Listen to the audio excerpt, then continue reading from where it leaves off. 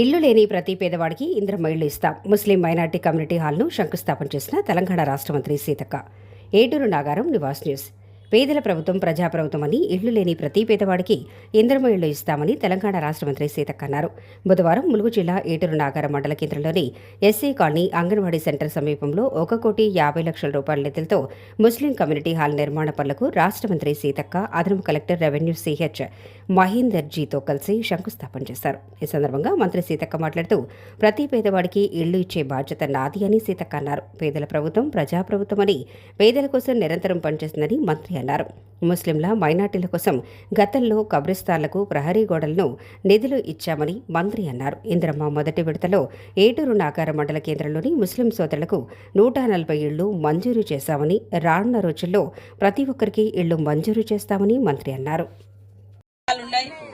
వారు కనీసం ఒక ఫంక్షన్ చేసుకుందాం అనుకున్నా, ఒక ప్రార్థన చేద్దామన్నా మరి స్థలం లేక, ఒక హాలు లేక ఇబ్బంది పడుతున్న సందర్భాన్ని నేను దాదాపుగా 20 సంవత్సరాలుగా రాజకీయాలకు వచ్చిన కాడ నుంచి చూడడం జరిగింది.